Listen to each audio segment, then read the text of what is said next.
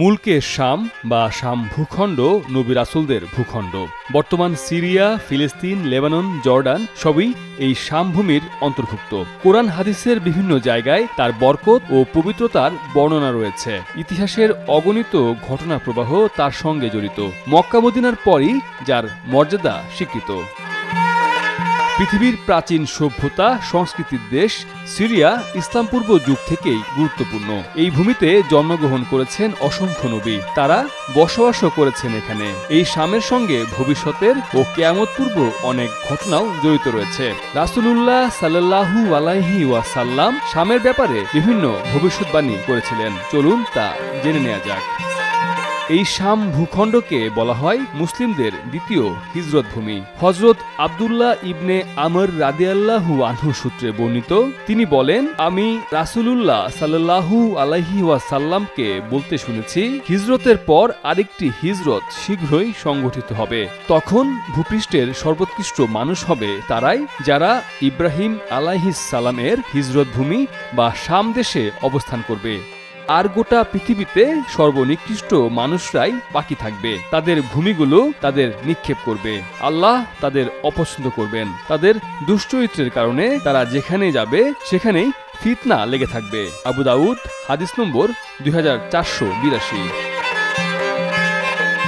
নবীজির ভবিষ্যৎবাণীতে বলা হয়, শামের কল্যাণের সঙ্গে উম্মতের কল্যাণ সম্পৃক্ত। হযরত মুয়াবিয়া ইবনে কুররা রাদিয়াল্লাহু আনহু সূত্রে বর্ণিত, রাসূলুল্লাহ সাল্লাল্লাহু আলাইহি ওয়াসাল্লাম ইরশাদ করেন, যখন শামভূমি ফ্যাসাদ সৃষ্টিকারীদের দ্বারা ধ্বংসপ্রাপ্ত হবে তখন তোমাদের মধ্যেও কোনো কল্যাণ থাকবে না, আর আমার উম্মতদের একটি দল সর্বদা সাহায্যপ্রাপ্ত হবে। তাদের যারা ক্ষতি করার চেষ্টা করবে তারা কিয়ামত পর্যন্ত তাদের ক্ষতি সাধন করতে পারবে না। সুনানে তিরমিজি, হাদিস নম্বর 2192। আল্লাহর ওলিদের বিশেষ দল রয়েছেন শাম দেশে। হযরত শুরাইহ ইবনে উবাইদ রাহিমাল্লাহু আলাইহি বলেন, হযরত আলী রাদিয়াল্লাহু আনহু ইরাকে অবস্থানরত অবস্থায় তাকে শামবাসীদের ব্যাপারে বলা হলো, আপনি তাদের উপর অভিশাপ করুন। তখন তিনি বলেন, না, আমি রাসূলুল্লাহ সাল্লাল্লাহু আলাইহি ওয়াসাল্লামকে বলতে শুনেছি যে শাম ভূখণ্ডে আবদালরা থাকেন, তারা 40 জন থাকেন। যখনই তাদের থেকে একজন মারা যান, আল্লাহ তার স্থানে অন্য একজনকে রাখেন। তাদের বরকতে বৃষ্টি হয় ও শত্রুর উপর জয়লাভ হয়। ভবিষ্যতে তাদের ওসিলায় শামবাসীদের থেকে আযাব উঠিয়ে নেওয়া হবে। মুসনাদে আহমদ, হাদিস নম্বর 896। বসুন্ধরা টিস্যুতে ছাড়ের ছড়াছড়ি। বসুন্ধরা টিস্যু নিয়ে এলো নিশ্চিত ছাড়। নবীজির ভবিষ্যৎবাণীতে বলা হয়েছে, মহাযুদ্ধে মুসলিম বাহিনীর সেনা ছাউনি হবে শামদেশ। হযরত আবু দারদা রাদিয়াল্লাহু আনহু সূত্রে বর্ণিত, রাসূলুল্লাহ সাল্লাল্লাহু আলাইহি ওয়াসাল্লাম ইরশাদ করেন, মহাযুদ্ধের সময় মুসলিমদের ছাউনি হবে গোতা শহরে, যা দামেস্ক শহরের পাশে অবস্থিত। এটি শামের উৎকৃষ্ট শহরগুলোর একটি। আবু দাউদ, হাদিস নম্বর 4298।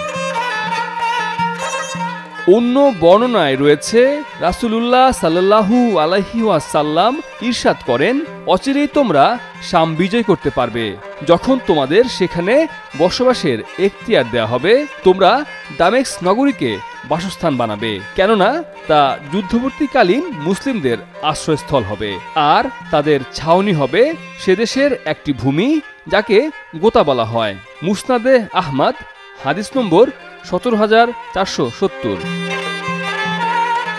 নবীজির আরেকটি ভবিষ্যৎবাণী, কিয়ামতের আগে মাহাদির খেলাফত গ্রহণ।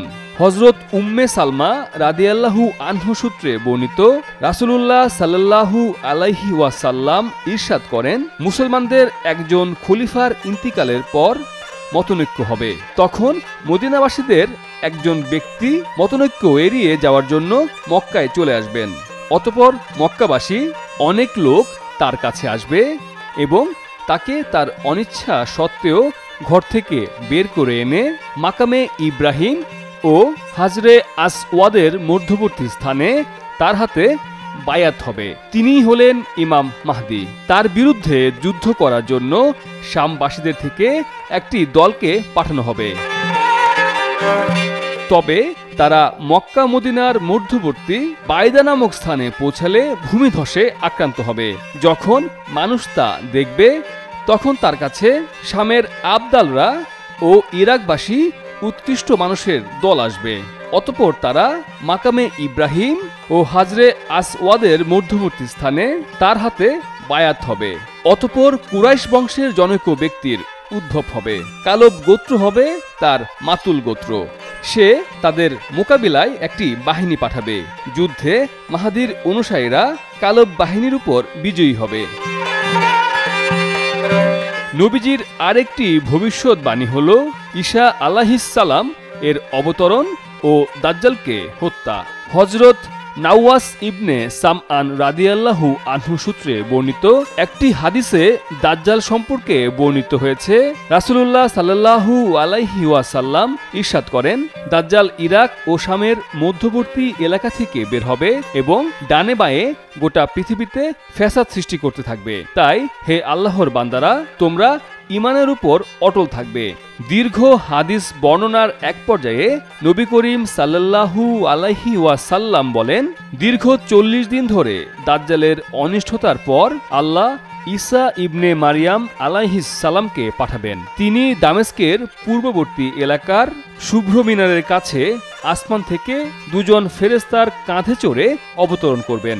তখন তার শ্বাস প্রশ্বাস যে কাফেরের গায়ে লাগবে সে মারা যাবে, আর তার দৃষ্টিসীমার শেষ প্রান্তে গিয়ে তার শ্বাস প্রশ্বাস পড়বে। তিনি দাজ্জালকে তালাশ করবেন, অতঃপর শামের বাবেলুদ নামক স্থানে তাকে হত্যা করবেন। সহিহ মুসলিম, হাদিস নম্বর 2937।